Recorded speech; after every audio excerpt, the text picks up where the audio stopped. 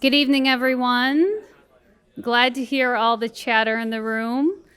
I think we're going to go ahead and get started. My name is Megan Radecki, and I'm privileged to serve as your director at the Hallenstein Center for Presidential Studies. We are so pleased to be joining with the Frederik Meijer Honors College tonight to bring you this Wheelhouse Talk with Faye Richardson-Green. So thank you all for being here. I also bring greetings on behalf of Abby Sachs, who is the program manager for the Cook Leadership Academy. She couldn't join us here tonight, but she and her colleague McKenna Makala in the back there have been instrumental in putting together this series. So certainly we want to thank them for all the work that they've done here. Our Wheelhouse Talks, as many of you know, are an opportunity that we have to bring local community leaders and sometimes leaders from afar to the stage to talk to us about their leadership journeys and self-reflection on how they've gotten where they've gotten. The Frederik Meijer Lecture Series similarly brings business leaders to the stage to talk about innovation, entrepreneurship, and leadership. And so a couple years ago, it only made sense that we would mash them up and present some events together, which is exactly what this evening is. So again, we want to thank you so much for being here. And in the spirit of partnership, I want to introduce Roger Gillis, the director of the Honors College, to continue our program. Thank you, Megan. And I do want to thank the Hallenstein Center and the Cook Leadership Academy for this partnership. It really does make a good match, and we're very happy to collaborate, so thank you very much. I also want to thank the Meijer Foundation for its support of the Frederik Meijer Honors College, of course, but also this series. But also other aspects of the university, like the Fred Meijer Center for Writing and West Michigan Authors, which supports our student writers in developing their skills, but also supports and celebrates West Michigan writers, locally and nationally known West Michigan writers. We have the Meijer Office of Fellowships here on campus, which helps students pursue international opportunities. And we have the Meijer Endowed Chair for Entrepreneurship and Innovation, which started in 2012, and our speaker tonight, Faye Richardson-Green, is the fourth of those endowed chairs. Part of the job of the endowed chair is to teach a class, and Faye this semester is teaching a class called Leading Others in an Othering World, and I think that kind of signals part of what she'll be talking about tonight. We did put together a brief biography that Faye had produced earlier, and it is on that sheet of paper. And if you don't have that, it's in the back table here. But I just wanted to, as opposed to reading through the biography, I thought I would just tell you a little bit about how we got in touch with Faye and why we're here tonight. It was actually close to a year ago when my colleague, Dr. Melba Velez-Ortiz, who teaches classes in the ethics and value of listening as a skill, was looking for speakers for her first year sequence. And she saw a feature article, a profile in West Michigan Woman. And Faye was the title story, the profile of the magazine. And the title of that piece was, I want to get it right, listening serves us well. And so Melba thought, great match. So she gave Faye a call, and when Melba described the class that she teaches to Faye, and I never got the exact quote, but Faye said something like, you sound like my kind of teacher. You're the kind of person I would like to get to know. So she came in and did visit the class, and that's kind of got us started. I should say that it's not that easy, and I guess it's partly because it's part of my job to find these Meijer Endowed Chairs for Entrepreneurship and Innovation. It's not that easy to find people who have been very successful in the business world who also have an interest in or a talent for teaching or experience with teaching. So Faye, as you see in her biography, has not been a professor or a teacher in the past, but she has been involved in certainly in facilitation and in leading others and in training and in engaging a variety of people in the community. And I've been delighted so far, and I'm sure it'll continue, I've been delighted in how Faye has embraced the job of teaching a seminar in leading others in an othering world. And I know that class is going well so far, and I'm sure we have some students here tonight from there, and we're looking forward to several more years with Faye as part of our team. I guess that's all I really want to say. I think I think we'll find that what Faye has to say is very relevant to our world right now, our campus right now, and so I'm really looking forward to hearing it. So let me introduce Faye Richardson-Green. Thank you.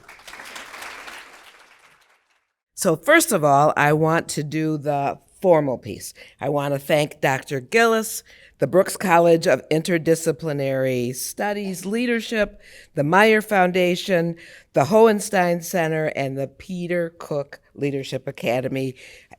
I hope I haven't missed anybody in that alphabet, but I wanted to say thank you. I am so delighted to be here.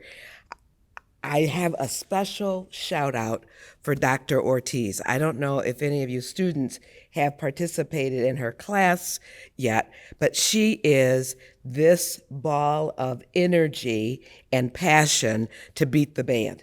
And I don't know how anybody ever says no to her. I said yes to talking to a class.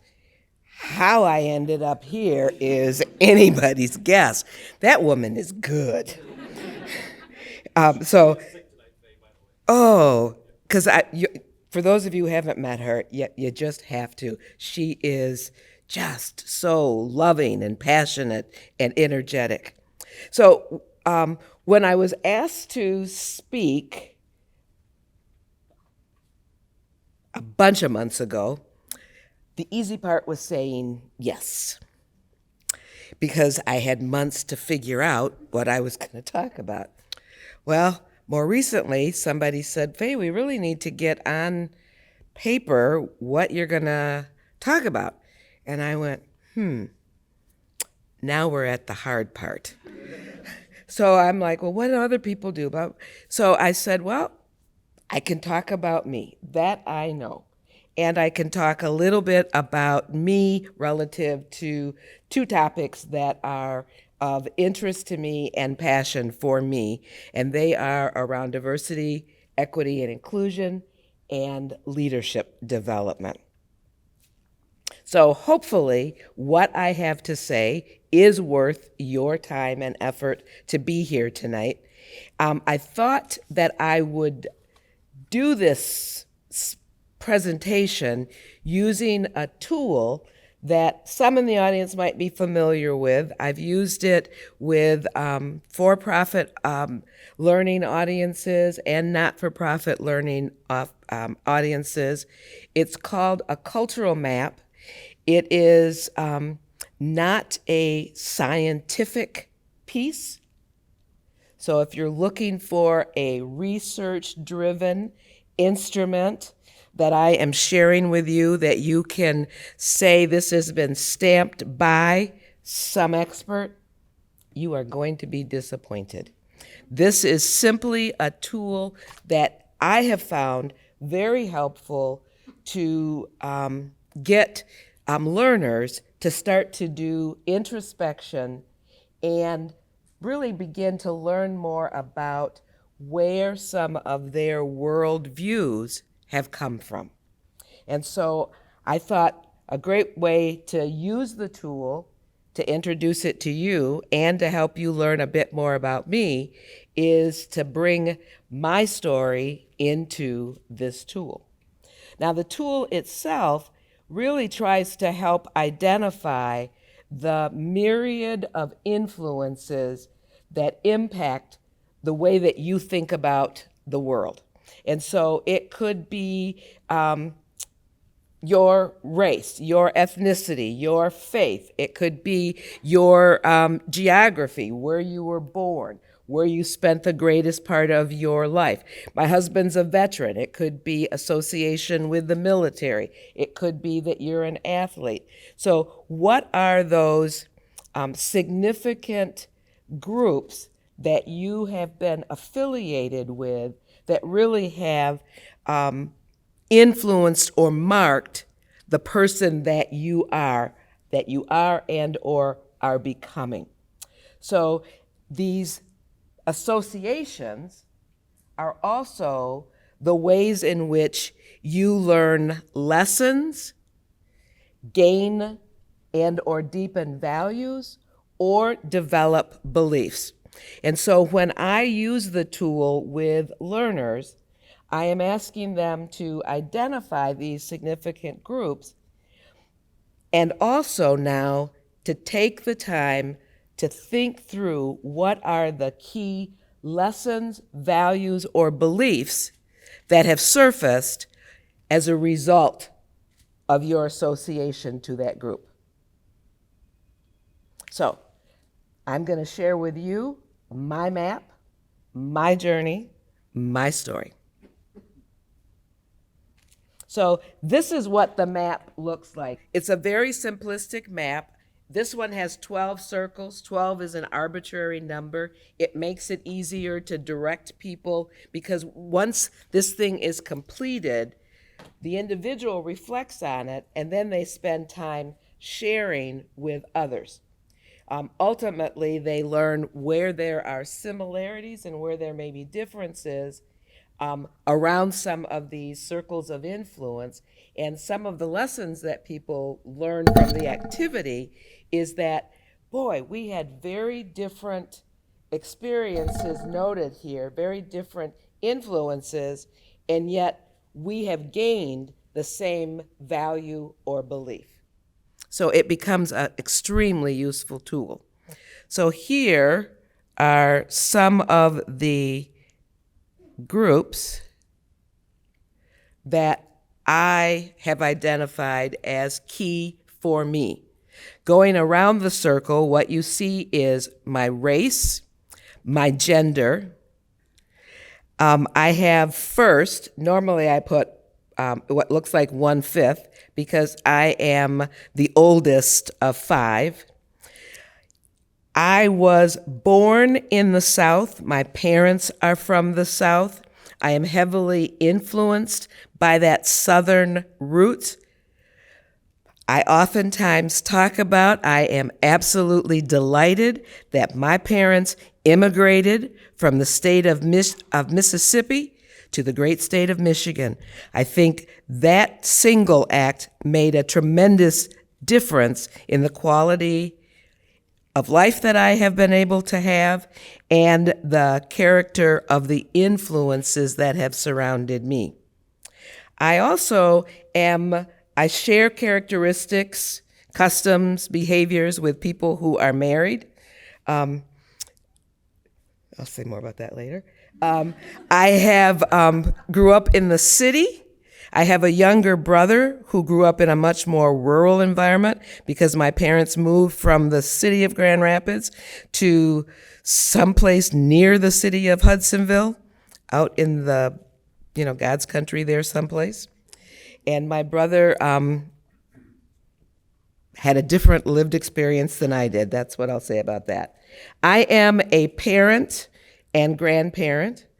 I also am very deeply involved in the greater Grand Rapids community as what I call a community steward. I also am a learner. I have a learner mindset. I'm one of the most curious people that you'll ever meet, to the point that my mother used to get very upset with me because I was her child that would go, "But why? But why?" Now, one of the things that some of y'all might know is about black mamas. You ask a question one more time than you should. If you ask me why one more time, I am going to knock you into next week. Now, I've always wondered how one gets knocked into next week, but I also was smart enough to stop with the next why, so I never had to learn. But that's how curious I am. I am a Christian by faith identity. I am also a traveler, and I am a retiree. And so my associations in all of those, I share characteristics with other people who are retirees, other people who identify as Christian, others that identify as black. I am not going to talk about every circle, but I did think that I would share a few that have had the most profound effect on me. When I use this with learning groups, we have everybody talk about all of them. And then when I was doing anti-racism work, I would ask them to identify the influence that had the most profound impact on their beliefs, values, and attitudes associated with race. In the class that I'm doing now, I asked them to do that same association with othering, not belonging, discriminatory behavior. So I find it just extremely useful to have people think deeply in that way. So I am going to start with the first circle at the 12 o'clock position. It's my race. And I would say that the circle that has had the most profound impact on who I am has been about my race.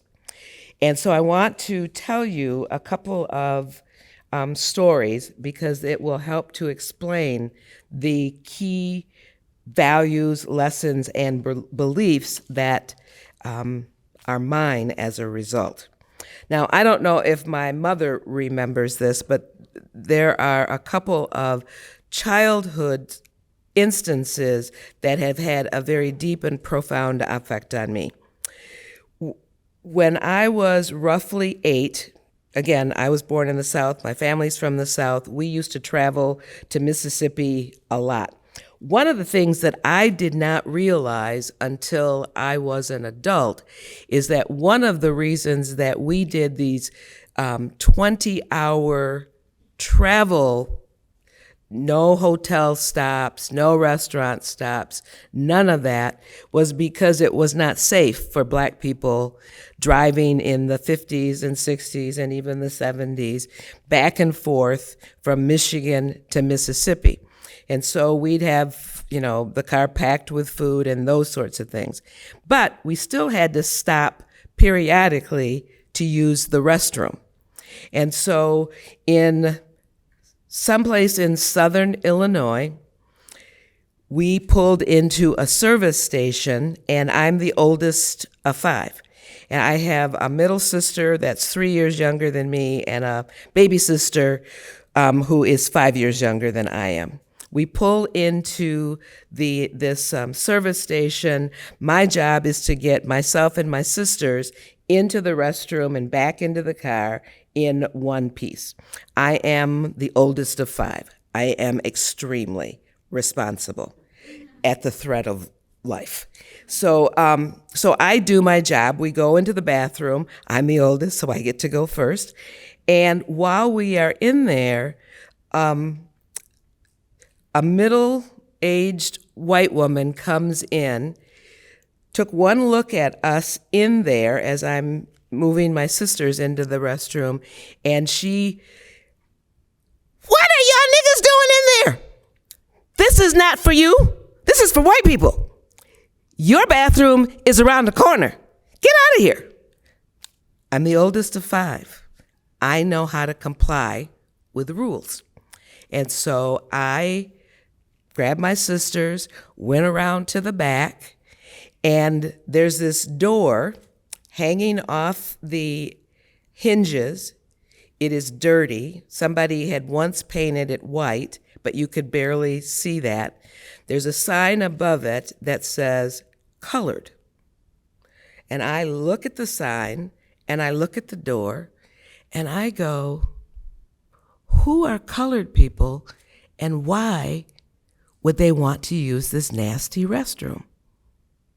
So, because I didn't know, I went around to my mother and I told her what happened and that this lady told us we had to use, and the look on her face was pure horror. But she hurried up, got us into the car, got us up the road someplace, and my sisters still had to go to the bathroom. They still had to urinate. So what she did was Daddy pulled off, they opened the doors, created a couple of walls of privacy, and my sisters were able to use the bathroom. That instance stuck with me because I didn't understand why I couldn't use the bathroom. What was wrong with me? I don't get that. The second instance happened when I was going from 6th to 7th grade. In Grand Rapids, some brilliant man developed something called the Coleman Plan, which is interesting because my maiden name is Coleman. But this plan was designed to move black children out of city neighborhoods, whether they were integrated or not, to suburban areas.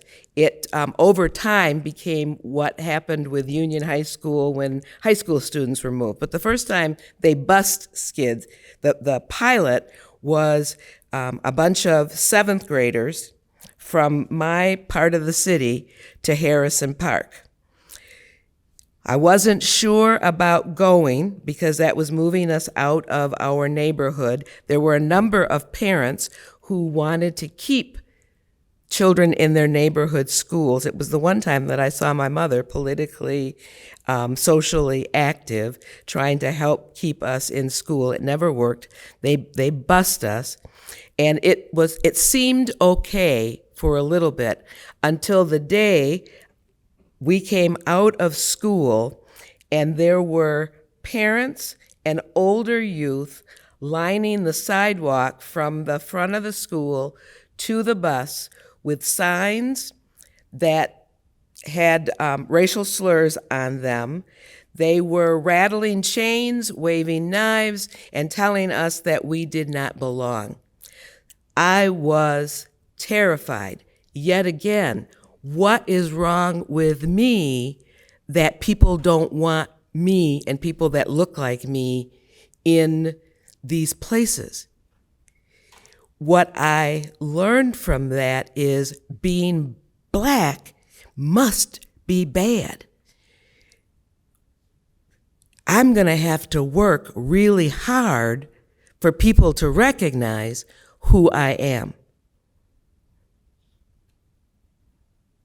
The last instance that had a profound impact on me, I was an adult working professionally, and I had a senior executive say to me, "You're articulate." Yeah. Okay. Yes, I am. But what he said that really struck me was, you are really a credit to your race. And my response was, no, I'm a credit to my parents. Again, the message was that there's something wrong, and because I exhibited some behavior differently, then I must be unique and an exception. And so those instances are what provided me with the impetus to get involved in diversity, equity, and inclusion work. It began with anti-racism work, and it was anti-racism work that was designed around maintaining the integrity of the people who wanted to have these discussions. There is a book called Racism in America by Nathan Rutstein. He is Baha'i, and the Baha'i started these dialogues on race that morphed into these institutes for healing racism. I became a facilitator with that because I was committed to helping people understand that people that looked like me, people that were other persons of color, did have value, did make differences, and that it wasn't all about negative, and all you had to do was get to know people who look like me. And with the leading others in an othering world, that is just one characteristic that I want you as students, these other students, to understand that until you can confront and face the biases, embedded in some of your cultural influences, you cannot start to understand and truly lead a very diverse personage in a very diverse workplace. Another area that has been very significant for me is the one I'm calling first. I'm firstborn. Our family was the first Black family in an all-white neighborhood. I'm also the first in my extended family to go to college, right? So how did that happen? Because my parents had to quit school early because they had to work. They had to help support their families in various ways. And so Upward Bound became the lifesaver for me. How many of you are familiar with Upward Bound program? So several in here. Upward Bound was a program designed to assist youth who were first to go to college with the resources, the knowledge, the expertise that they needed to be able to go to college and not be behind those who come from families where college was just an expectation and a tradition. In Upward Bound, and this is one where being a first and my color kind of meshed. Upward Bound took us on a Southern, historically Black college tour. I didn't know that there were historically Black colleges until Upward Bound told us about them. So that was one thing. I'm a smart kid who was very interested in going to college, but when you don't know things exist, then you don't do the kinds of things you need to bring those things into your life. So anyway, we go on this tour. We went to Meharry Medical College in the state of Tennessee. We go down to Georgia. We go to Clark University. We go to Spelman, Morehouse. For those of you that don't know, Spelman is an all-female college. Morehouse is right across the driveway, and it's an all-male college. I decided I was going to Spelman. My daddy said, "No, you ain't." And it was because he was worried about me being so far away from home. But the thing that happened on this trip that for me fundamentally changed the direction of my life is they took us on a bus tour of a wealthy area in Atlanta. Now, I had never met a wealthy Black person in my life. So, I mean, I don't remember, sports figures making big bucks like they do now. Movie stars were in a whole nother world, and I don't even remember really that many Black movie stars. But this is a neighborhood where homes are huge, cars are, you mean Black people can make a lot of money? I'm gonna be one of them people. And so it acted as a trigger, a motivator for me, even beyond my love of learning, to go to college, to work hard as I could, to be able to live in a house like that in order to have income like that. What I learned is that having role models matters. I was a role model for my siblings and for some others, but Upward Bound provided me with all kinds of role models that looked like me. And the benefit for me was that those role models counteracted those other messages that I was getting about how awful it was to be the color that I am, how awful it was to look like somebody. I now had a sense of hope. I now had vision for the future, and I knew that I was going to be successful and succeed. The third circle that I want to talk about one really briefly, and then I'll talk about this other one. the circle I want to talk about is the one about parent and grandparent. Now, some of you are much luckier than I am. Y'all fall in love with some person and you know what love is all about. Now, I've been in love, I've been married once or twice, maybe 3 times. And a couple of times it didn't work out. So I decided I would just keep trying until I could make it work. But what I discovered is that when I became a parent, I now knew for the first time what unconditional love really was about. The first time I saw my birth child opened me up in ways that I cannot describe. My ability to love that child opened me up in ways that I became able to adopt. I am a birth mother, an adoptive mother, I've been a foster mother, and I'm a stepmother. I learned from parenting what it means to truly love. And so that is the value that I gained from becoming a parent.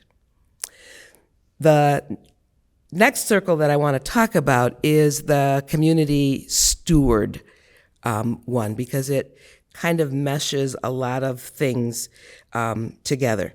I have been volunteering in this community since I was about 10 or 11. My first volunteer was as a tutor for a profoundly deaf child. After that, I taught swimming to 5-year-olds at the YWCA, and I never went in the water because I can't swim worth a darn. But I'm a good teacher, I don't do it, but I can teach it. And so I did that, and then at 14, I was, now I'm old, so some of you will never have heard this term before, but I was a candy striper for the Red Cross. And I have a friend here who, besides my mother, is the person I've known the longest in the whole world. Her younger sister and I are the same age, and so we both were candy stripers together. And we worked at a couple of different nursing homes.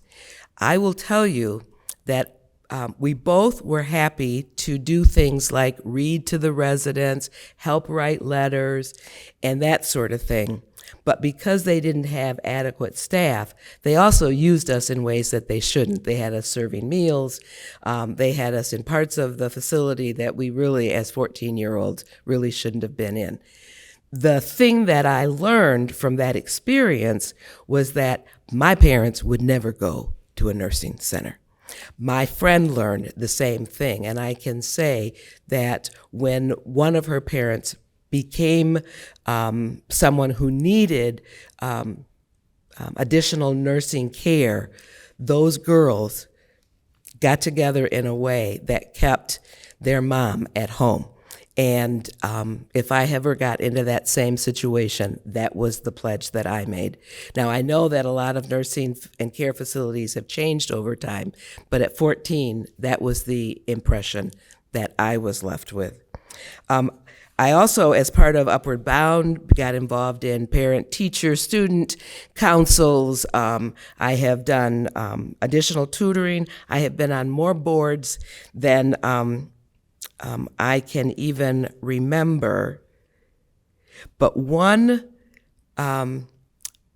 volunteer activity that, again, was a life changer for me was when I came out. So I'm going to tell you a story that sort of is relevant, I guess. When I came out of college, I was going to be a reporter, right? I was going to jump on TV 8 or 13 or something. No jobs. So I ended up being hired into a leadership training program at Old Camp Bank. And because I didn't know much about banking, because I didn't get a business degree, I'm a communications major, I decided I needed some supplemental business classes. So I went to Davenport College, and one night I went into the bathroom, and there was this sign on the door that said they were looking for volunteers for the Kent County Rape Crisis Team. And I thought, that sounds interesting. I might learn something, and I might be able to help people. I'm the oldest of 5. I know how to be my brother's keeper.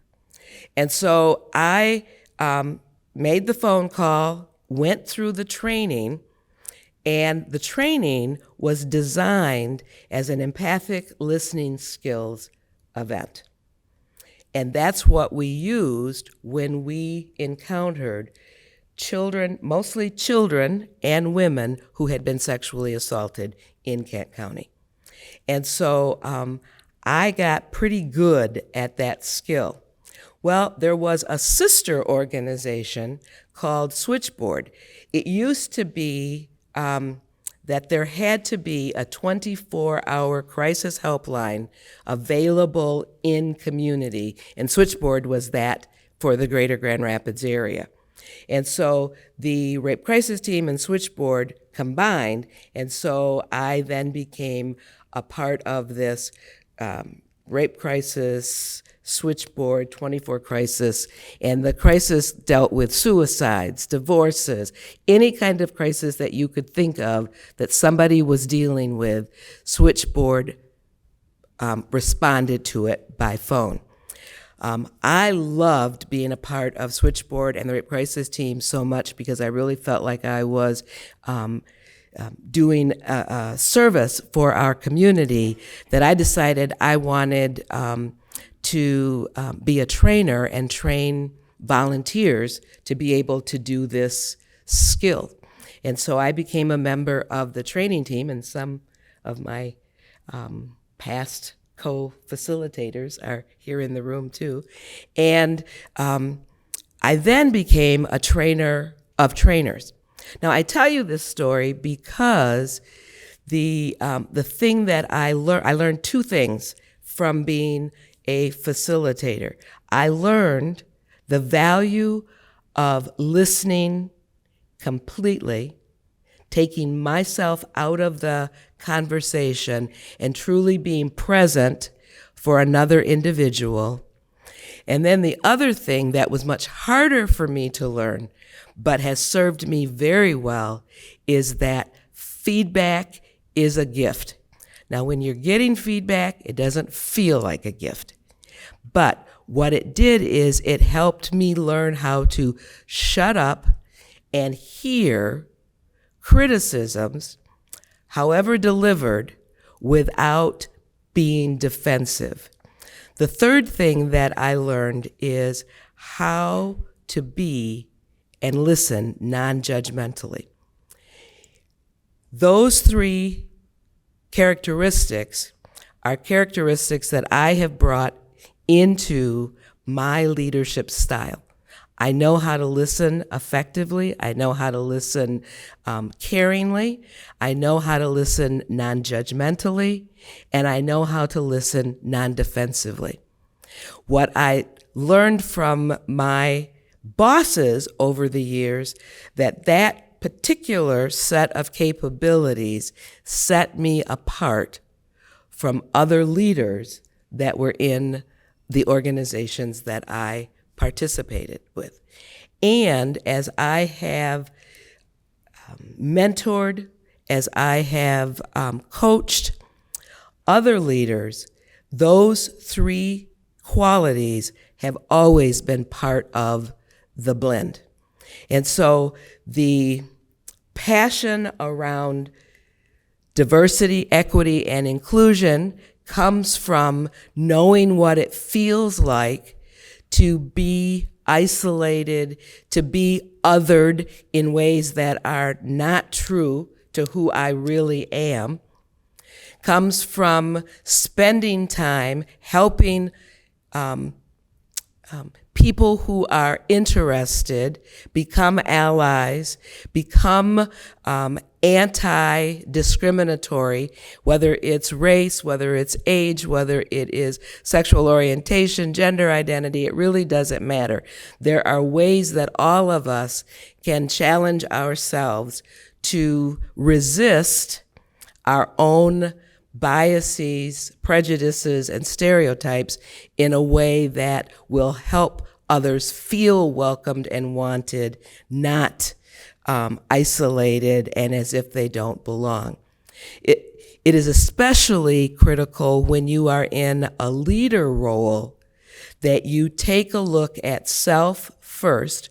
A quote that has served me well over the years is by an author, James Baldwin. He said, "Not everything that is faced can be changed, but nothing can be changed until it is faced." I believe that in leader development, the first thing that anyone who aspires to leadership has to do is look at themselves first. What are my values? What are my beliefs? What are the lessons that I have learned? And how are those values, lessons, and beliefs showing up when I am in a leader role? Especially when I am leading someone who is fundamentally different in some way than I am. How do I set aside those values, lessons, and beliefs, not get rid of things that I really value, but how do I set them aside in a way that will contribute to the effectiveness of the team as opposed to diminish the effectiveness of the team? And so one of the things that I will tell you about diversity, equity, inclusion, etc., and leadership that really, really, really helped me. And that is, I was fortunate at Steelcase, because that was the company that I left most recently, to have leaders who were willing to set aside their own biases in such a way that they could hear me, support me as, at one point in the company, director of organizational effectiveness and inclusion, which is really another way of saying diversity, equity, and inclusion. But the emphasis was on organizational effectiveness. It was not on diverse characteristics. I don't know if that makes sense, but that was what we were driving for. So we wanted to make sure that whatever characteristics you brought to the workplace, if they were adding value to the work, we wanted to make sure that we had systems that were set up to recognize and honor the value you bring without diminishing you based on any characteristics that you might have, especially if they were characteristics that were different than statistical majorities within the company. Leadership is about people. Leadership is not about tasks. And so I hope that in the few minutes that I have been talking, that you have gained from me what my leadership philosophy is and the ways in which I try to walk it, talk it, and help other people do it as well. Thank you, and I appreciate you coming and listening to my story. So I first want to start off with, you are an amazing speaker. The way you storytell is so powerful, and I just want to say thank you for letting us hear that. I am curious though, I think we didn't really get to dive in much into like the leadership roles you've held. So I'm interested in, what is one leadership story you have that you think helped you develop as a leader the most? And I know that's a little bit of a toughie, so you can take your time with it.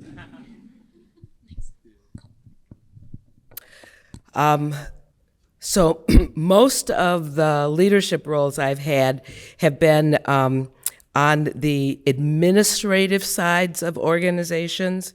And I have been team lead, supervisor, manager, director. I've been with a local group, and I left the company as a global leader.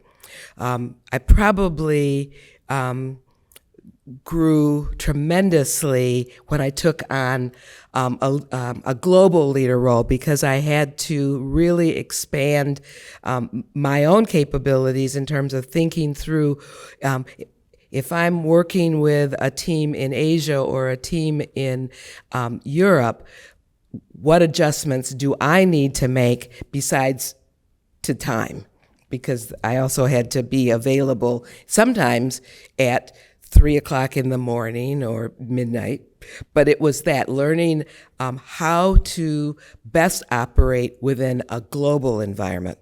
The other place that was pretty challenging for me is I took a developmental assignment in manufacturing.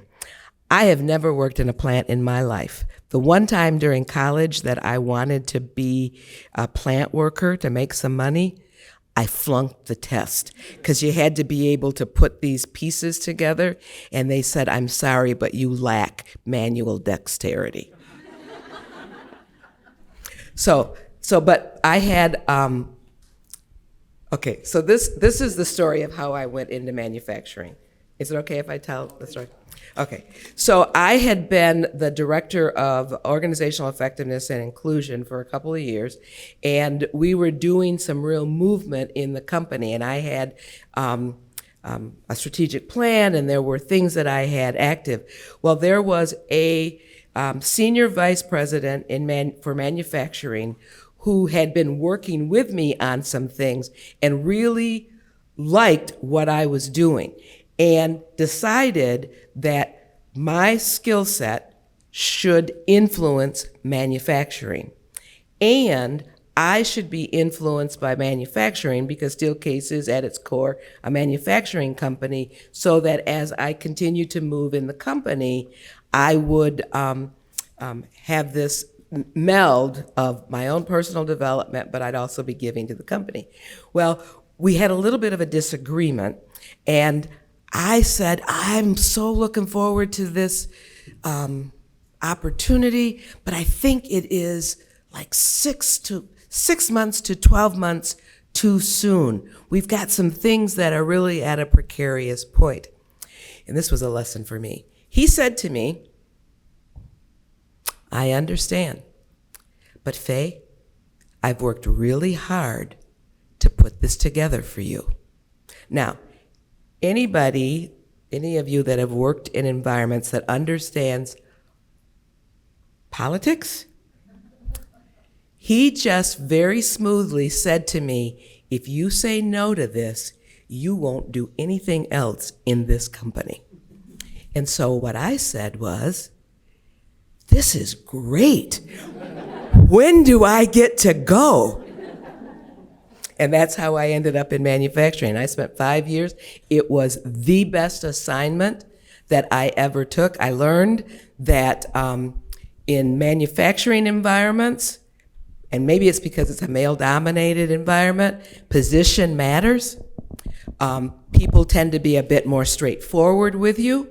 You can be straightforward with them. And so from a learning perspective, I gained even more in my own toolkit. So when I went back on the administrative side and became director of the Global Learning and Development Group, I had tools that I didn't have when I left. So, yeah, you're welcome. We do have a couple questions from Zoom here too that I would also love to pepper in. One individual asked, did you feel that assimilation was needed to gain different opportunities throughout your career? And if so, do you still feel the need to assimilate?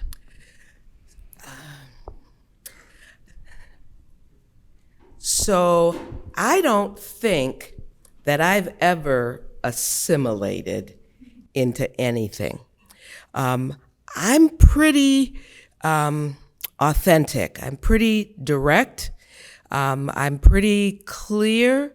I do know when to shut up, but I don't think that I've ever assimilated, and I don't think assimilation is required. I think that people need to know how to read the room. I think people need to understand what is being asked of them. And as we have even greater diversity in our workplaces, I think assimilation is going to be even less likely.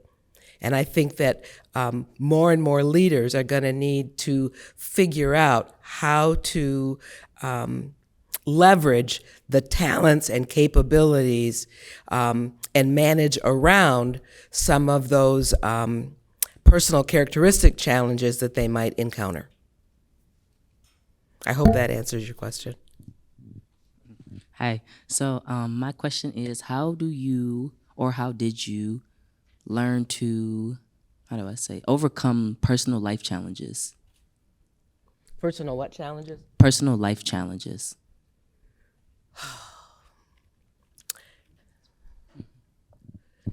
Well, there's a couple of ways that I have dealt with personal life challenges. I have had some friends that have been accessible, so that has helped me. I also am not shy to say that I have had therapy. And I like to address things head on. And so I'm willing to talk things through with people. If they are not, then I find somebody that will help me kind of just get clarity, get it out of my brain. But yeah, therapy, good support systems, and addressing things much more head on. Thank you for that question, too. Another question from Zoom. This individual asked, in your closing remarks, you said leadership is about people, not about tasks. How do you recommend leaders stay on track and maintain their focus on people-centric leadership, especially when faced with numerous tasks and responsibilities that may sometimes divert their attention? So you have to have people who can accomplish the tasks. So part of the challenge is identifying the talent and inviting the talent. And this is going to sound maybe too touchy-feely, I don't know. But you invite the talent to do the work as opposed to demand that the work drives the talent. So if you have people that are capable of assembling widgets, you figure out what do they need to continue the process of assembling the widgets. And if there is a barrier of some sort, as a leader, your job is to clear the weeds. It's to eliminate the barriers so that they can do the task. So the leader is focused on the people and what the people need to accomplish the task. The leader wants to make sure that there are the appropriate resources, the appropriate tools, the appropriate time, and that they are present when things get difficult. When I was a bank branch manager, I always had a window that I could jump into when my staff got slammed. When I worked in manufacturing, I was a plant superintendent, which meant I had several factory areas that were my responsibility. But I had no shame in doing panel assembly or running a machine, as long as it wasn't a press, because I didn't want to lose any body parts because I wasn't really trained to do that. But I jumped in to say that there isn't a job here that is beneath me. I also never stayed in my office. There were times I had to be in office, had to be in meetings, but when I didn't, I was with people so that they knew that I was their supporter, that I had their back.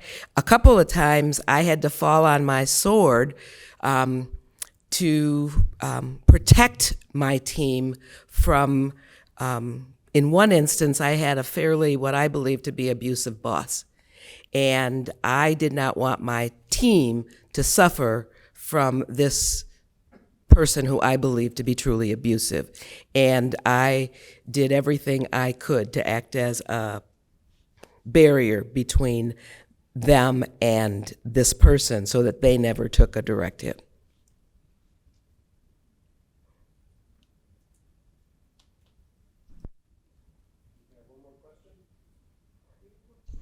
We have one more on Zoom if nobody in the room has one. How have you built trust with the people that you work with, both professionally and in your crisis volunteer work? I almost wish you could ask one of them.